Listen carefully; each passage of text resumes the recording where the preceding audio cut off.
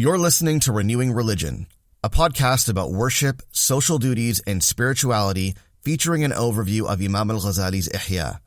This podcast is brought to you by Seekers Hub.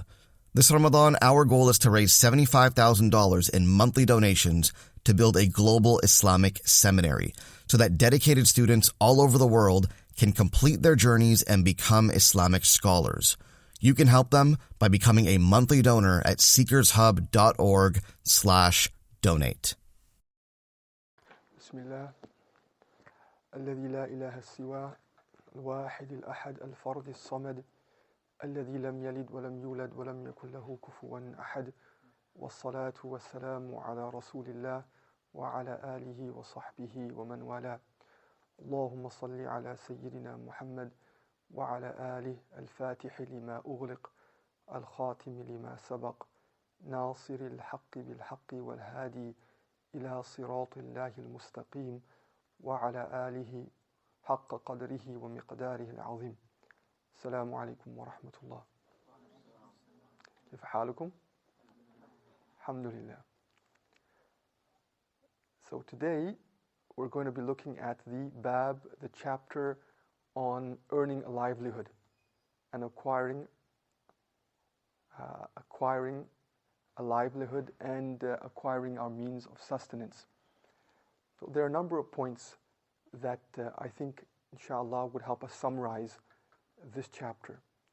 The first point is very similar to what we've been discussing before, is that this is the quarter of the Ihya in which Imam Ghazali rahimahullah is speaking about the adat, the mundane activities in human life, and to keep in mind that every mundane activity has the potential to become a means of nearness to Allah subhanahu wa ta'ala and a road, an avenue to the akhirah, depending on, one, the presence of our hearts, and number two, the consideration of the relevant etiquettes and the relevant law and the relevant fiqh. Number two is that Imam Al-Ghazali rahimahullah, he divides the chapter into a number of sub-themes. The first one is fadlul kasb, so the great virtue of working and striving to earn a livelihood. The second sub-chapter is the fiqh pertaining to the various sorts of contracts that govern the earning of livelihood. Then he looks at the idea of adl, which is justice or equity, and the concern not to act in any unjust way when one is pursuing one's livelihood. Then the topic of ihsan, or excellence, or the highest level of virtue when we are acquiring our livelihood. And then lastly, the connection between acquiring one's livelihood and pursuing the akhirah. So let's look at each of them briefly in turn. With regard to the first topic, the fadl, the virtue of earning a livelihood, there are many ayat in the Quran that indicate towards that. For example, Allah subhanahu wa ta'ala says, وَجَعَلْنَا لَكُمْ فِيهَا مَعَايِشْ قَلِيلًا مَا تَشْكُرُونَ. We have made in this worldly station the means of earning your livelihood and your sustenance, and very few are those who are thankful. So the ayah indicates indeed a relationship between the seeking of provision and acquiring provision and an act of the heart, which is gratitude to Allah subhanahu wa ta'ala, and then one should lead and can lead to the other, and indeed must lead to the other. And then various ahadith from Rasulullah sallallahu alayhi wasallam about the virtue and the great station really of acquiring a livelihood, as long as that is done within the beautiful ethical parameters of our deen. And that many of the anbiya, many of the prophets and messengers, may Allah Azza wa Jal shower His mercy upon them, many of them were indeed carpenters, or they were shepherds, or they were businessmen, for example. and other diverse professions. And these would be, of course, the most elect and the most select of Allah subhanahu wa ta'ala's creations, whose hearts were fully absorbed in Allah subhanahu wa ta'ala, in His remembrance. And yet they also would be people who partook in the marketplace of acquisition and earning. And then, of course, the supreme example would be Rasulullah sallallahu alayhi wasallam, who had multiple jobs. When he was younger, he was a shepherd. And then when he was older, he was a trader, he was a merchant, he was a businessman. And not only that, but was he a good businessman? Yes. As a matter of fact, Khadija radiallahu ta'ala anha, part of the way that she assessed his character was to send someone to accompany him on a journey of trade. That's a very, very intelligent and very astute way, because it's on a journey, number one, and our character tends to surface given the vicissitudes of traveling and the circumstances of traveling, then also doing business, which is, in the thick of dunya, so to speak. And what she found out about his character was very, very trustworthy and very honest and very generous. And every beautiful characteristic was folded within him, sallallahu alayhi wasallam, and yet he was very successful. As a matter of fact, on that business excursion, they say that he earned a profit. What was what beguiled the mind? That he was very successful in that. Sallallahu alayhi wa alihi wa sahbihi wa sallam. So that, of course, indicates to me and teaches me that the two are not dichotomous. That indeed there should be a unity between one's spiritual path to Allah Azza wa Jal and the path of acquisition and the path of earning, because dunya is a mazra'ah for the akhirah. That the dunya is a farm and a means of harvesting for one's akhirah, though that depends on the conditions. So that's not generally the case unless certain conditions are met. And here is when Imam Al-Ghazali rahimahullah, he speaks about the legality and the fiqh and the adab of earning a livelihood, and the types of transactions and contracts that are permissible and those that are not. So again, we're not able to, unfortunately, look at some of those and deal with the fiqh of that, save to say that, of course, it is essential that one knows the fiqh of that pertains to earning one's livelihood. And depending on, at least in modern times, if we're an employee in the service industry, doing our own business, entrepreneurs, so each of us is going to come into contact with transactions and be within a context that we will need to know the fiqh and the laws, the sacred law that applies to my context. And so each one of us has a duty to learn that, because we can't say, I can't say, well, my work is ibadah, and yet I am not cautious and not concerned about following Allah subhanahu wa ta'ala's sacred law when I conduct my means of provision and when I work for my sustenance.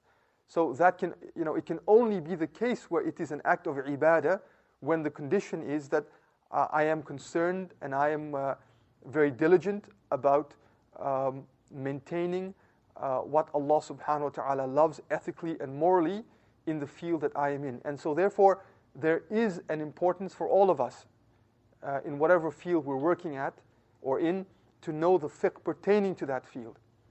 And that's an essential condition whereby my means of acquisition and my struggle to earn a living becomes a harvest ground for the akhirah. Then Imam Al-Ghazali speaks about the idea of adl and justice, because all of this deen is about maintaining the parameters of justice and fairness and equity. And the sacred law is very much concerned about that at an individual level and at a collective level, and balancing between the two. So he discusses, for example, the importance of not engaging in anything which is deemed prohibited by the sacred law by way of my transactions and work and sustenance, because that has within it harm to myself or harm more generally to collective society. And so that could mean, for example, and many of the fiqh pertaining to the chapter on mu'amalat and seeking sustenance will find really the wisdom behind all of that has to do with harm, either at an individual level or at a collective level, based on the akhlaq which are prohibited, like, for example, cheating, like concealing defects, for example, like lying, like hoarding and imposing great hardship on others in times of need and in times when they need basic staples and basic necessities. And the fiqh pertaining to this beautifully eschews all harm and all injustice. So the importance of adl in my work. And adl is necessity for, it's a sabab of najah, meaning that I have to be in a state of adl, because adl is a wajib upon me. Right? I can't be unjust. I can't work injustice or do injustice to others or cause harm to others. And therefore, adl is a norm in our deen, which is sort of universal. It's a universal norm. And it's a wajib on everyone to do justice. And that justice, as we said, is manifested in the expression of our fiqh pertaining to mu'amalat and business transactions. And then he speaks about a higher level of adl. So what is higher than adl? Ihsan. Ihsan. So adl is the basic requisite. It's a wajib. Ihsan, meaning going beyond justice, going beyond equity. Because ihsan has to do with husn, with beauty, with excellence, with the highest levels of virtue. So he encourages all those who are working to show ihsan. That is, to hold oneself to the highest standard of ethical, beautiful, ethical, moral conduct. So how is that manifested? In many ways. For example, that when one is doing business, one should not overly inflate prices, though that is permissible, because business is about profit and the margin of profit, and that is permissible. So, if I sell something at a very exorbitant rate and I have a buyer that's satisfied to buy it for that, that's permissible in general. However, ihsan dictates that I don't do that. Ihsan dictates that I make a profit that is reasonable, a profit which is customarily acceptable, because ihsan dictates that I want for the other what I want for myself. And ihsan dictates that ad-deenun nasiha, that deen is having care and concern for others. And because I want for them what I want for myself, I don't sell at an exorbitant price. I sell at a reasonable price of profit. And the stories of our early fathers and mothers in spirituality and law are so beautiful on this point. They were so cautious and so scrupulous and so caring of others that they would not sell at an exorbitant price. And were it not for the paucity of time, we would look at some of those stories which are beautiful and really heart-moving and heart-rendering. Then, for example, also along the in this consideration of ihsan and excellence, that one would be gentle in demanding payment up front. So you would be willing to defer payment, and that if someone had a debt, for example, and was unable to pay that, you would give them more time, and sometimes you would write off the debt. All of that is not a wajib, it's not mandatory, but all of that again is from the beautiful station of ihsan. And that if one had a debt, you would hasten to settle that debt, and you wouldn't defer that unnecessarily. And if you know the person was poor and in need, you would do business with them, and some of the Salaf would do that without even intending that they pay anything back. And that's what, that would be their intention when they would do those transactions. So ihsan. And ihsan is to worship Allah as though you see Him. And so, ihsan can be realized, in the heart of dunya, which is the acquisition of earnings, with all of the challenges surrounding that. Indeed, one can be in a state of ihsan, of consciousness of Allah subhanahu wa ta'ala, and therefore be an instrument of showing ihsan to others. And then lastly, Imam Ghazali rahimahullah, he looks at the connection through which the acquisition of one's livelihood can be a means to one's akhirah. And he gives certain conditions for that are necessary to be met in order for that mundane activity to become a means of nearness to Allah subhanahu wa ta'ala. And he gives, I think, 5 or 6 conditions. And they're very beautiful, and what I noticed when I was reading is, it sets the bar high. There's a high standard. If one really desires Allah subhanahu wa ta'ala, then there is a high standard of ethical conduct and spiritual conduct that we must try our best to adhere to. So the first one is the intention. That is that when I'm working in whatever field, I must have the right intention. And the intention, he says, is not to gain more.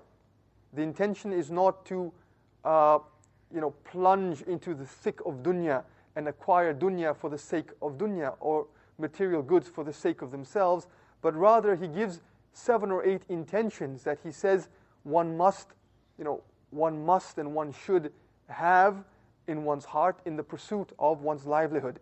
For example, that one would do that for the sake of being free from dependence on others, free from having to ask others and rely on others.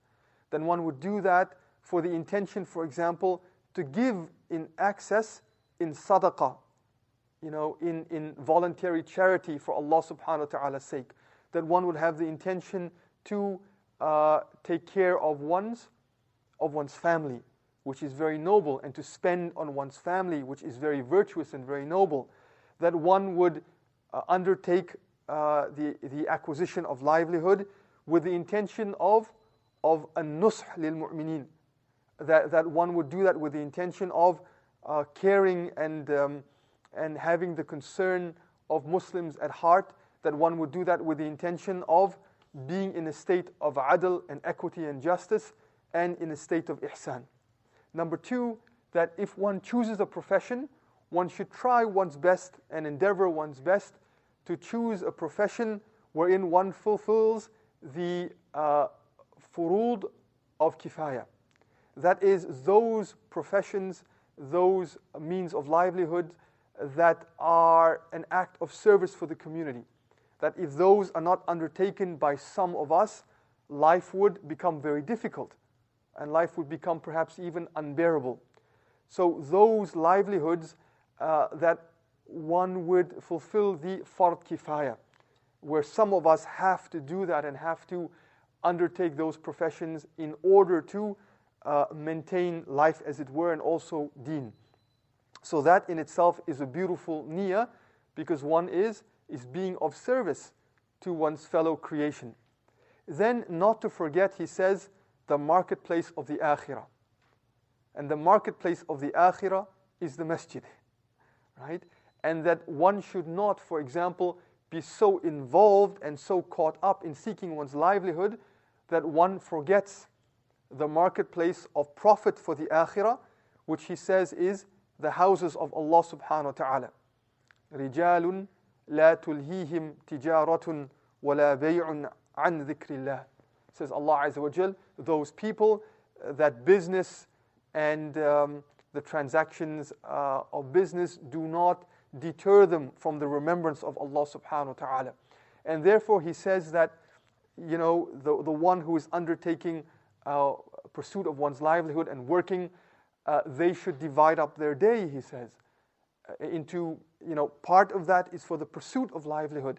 But part of that is to be in the masjid, and part of that is to be in dhikr of Allah Azza wa Jal, and part of that is to maintain one's litanies and one's awrad. And that's very important in order for that act of dunya to be a mazra'ah and a harvest field for the akhirah. Then he says, in addition to that, to be in dhikr when one is in the pursuit of one's livelihood, and not to be neglectful of Allah subhanahu wa ta'ala.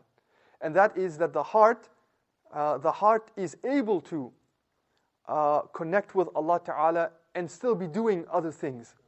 For example, some of you are here, maybe I'm here, and I'm thinking about iftar, right? So I'm listening, but I'm also thinking about, I wonder what's on the table spread, and that kale salad was really good. I hope it's there again. And I'm speaking about myself and not you, right? So the heart is able to have in the background something else while it does different activities. The mother can be working but remembering and longing for meeting her son or her daughter that's overseas, right? So it's possible to have Allah subhanahu wa ta'ala in our hearts, in the background of our hearts at all times, no matter what we do. To have Allah ta'ala's dhikr, or just the consciousness that Allah is watching me, ever present in my mind and in my heart. And so not to be neglectful of the divine remembrance, even in the pursuit of my rizq and my livelihood. And therefore, the beautiful dua when one enters the marketplace. La ilaha illallah wahdahu la sharika lahul mulk wa lahul hamd yuhyi wa yumit biyadi al-khayr wa huwa ala kulli shay'in qadir. And the reward of that, according to an established tradition, is 1,000,000 rewards. And when you look at texts pertaining to the virtues of dhikr, well, 1,000,000 rewards, it's almost a standalone text. And why would that be? Well, because most often we are neglectful in the pursuit of our sustenance, and definitely in the marketplace, which is really the thick of dunya. And some would even say the main quarters of the shaitan. Why? Because it is there that we're most neglectful, and the worst in our khuluq tends to emerge and come out, of cheating, of lying, of stealing, of harming, of being unjust in the pursuit of acquiring more. And therefore, those who are in remembrance in those places, that is something very, very precious and very prized by Allah Azza wa Jal. And to remember this dhikr of the marketplace, that's why perhaps it is so rewarded by Allah subhanahu wa ta'ala. And the meanings of the dhikr, again, are beautiful, because the dhikr reminds us that Allah is without associate. He provides, He gives, He causes life, He causes death, meaning He causes my sustenance and He takes it away. And in His hand is good, meaning the good that comes to me is by Him. And so I'm reminded of Tawheed experientially in what I do. And therefore, I'm reminded to be to be with others in cognizance of that, and with character that is beautiful, which embodies justice at the very least, but better than that, the beautiful virtue of excellence and ihsan. And then the last two, and I will end. Imam Ghazali reminds us not to be the first to enter the marketplace and the last to leave. Meaning that, and this is a very powerful theme which runs throughout this bab, that we work. Why do we work? Do we work simply to get more? We don't do that. We work to have enough to free our lives and our hearts for the akhirah. Tafarragh. Remember we spoke about tafarragh li'ibadati. Free your time, free your hearts, empty your schedule, empty your hearts for my ibadah. And so work is not an end into itself. And we don't work to acquire more of dunya, but we work to free ourselves for the akhirah. And therefore, when we have enough, we should be content with that. If that's possible, and it's not always possible given our work, but where it is possible, that free time should be spent in the pursuit of akhirah.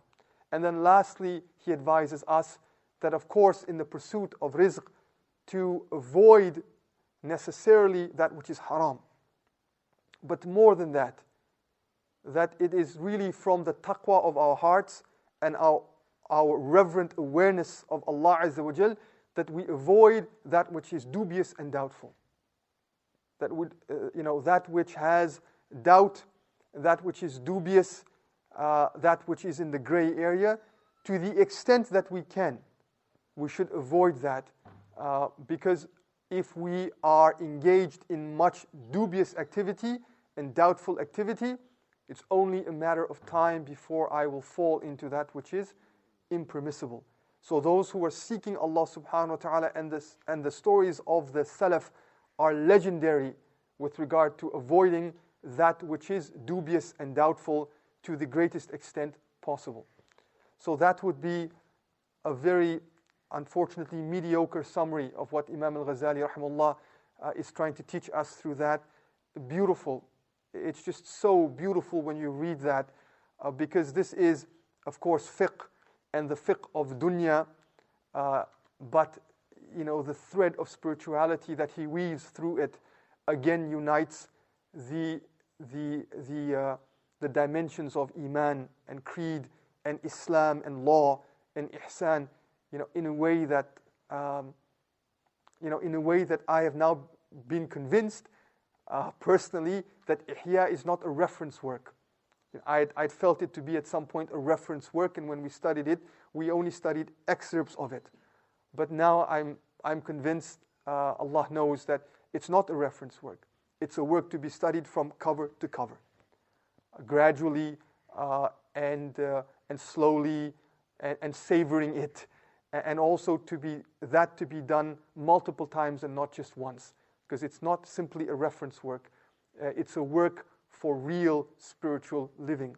May Allah Azza wa Jal bless us through him and through his work, and may Allah Azza wa Jal beautify all of the fields of our lives, all of the mundane activities with the perfume of his remembrance and with adherence to his most beautiful sacred law and the way and path of the beloved sallallahu alayhi wa alihi wa sahbihi wa sallam.